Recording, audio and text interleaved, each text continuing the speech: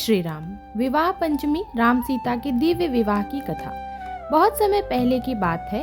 भारतवर्ष में दो महान राज्य थे। एक थी अयोध्या, जहाँ धर्मपरायण राजा दशरथ का शासन था, और दूसरी थी मिथिला, जहाँ महान ज्ञानी राजा जनक का राज था। मिथिला की धरती पर राजा जनक को हल चलाते समय एक दिव्य कन्या मिली। यह कन्या साक्षात लक्ष्मी का रूप थी।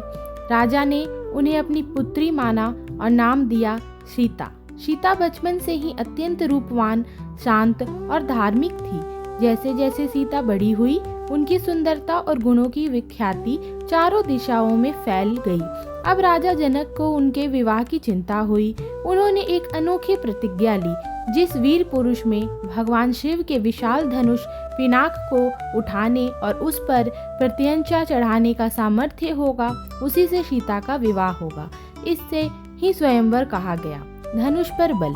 स्वयंवर का दिन आया। विशाल पंडाल सजा। देश विदेश के बड़े बड़े राजा, राजकुमार और सूरवीर वहां उपस्थित थे। एक एक करके सभी ने उस धनुष को उठाने का प्रयास किया। कोई अपने पूरे बल का प्रयोग करता, कोई अहंकार दिखाता, लेकिन धनुष टस से मस नहीं हुआ। अंत में सभी राजा हार मानकर बैठ गए। राजा जनक दुखी होकर बोले, क्या धरती वीरों से खाली हो गई?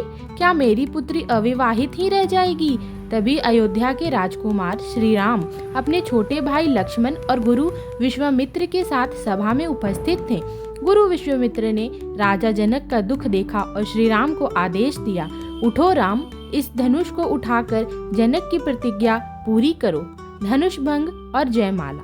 गुरु का आदेश पाते ही राम अत्यंत शांत और सौम्य भाव से धनुष की ओर बढ़े। उन्होंने पहले धनुष को प्रणाम किया, फिर बड़ी सहजता से, जैसे कोई बालक खिलौना उठाता है, उन्होंने उसे उठा लिया। जैसे ही राम ने प्रत्यंचा चढ़ाने के लिए धनुष को मोड़ा, चर चर की आवाज के साथ यह विशाल धनुष बीच से टूट गया।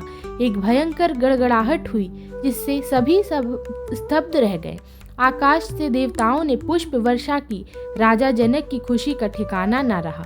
उन्होंने तुरंत सीता को बुलाया। सीता जी, जिनके मन में पहले से ही राम बस चुके थे, उनके गले में जयमाला डाल दी।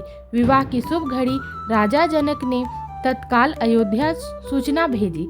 राजा दशरथ अपने चारों पुत्र राम, भरत, लक्ष्मण और शत्रुघ्न के साथ विवाह के लिए मिथिला पधारे। मार्गशीर्ष मास की शुक्ल पक्ष की पंचमी तिथि का वह शुभ दिन था, जब संपूर्ण वैदिक विधि विधान और धूमधाम के साथ भगवान श्री राम और माता सीता का विवाह हुआ। इसे विवाह ने केवल दो व्यक्तियों को नहीं, बल्कि दो महान कुलों और आदर्शों को मिलाया।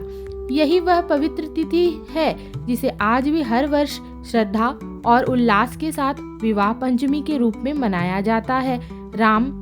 जो राम और सीता के आदर्श दाम्पत्य जीवन का प्रतीक है। प्रेम से बोलिए जय श्री राम।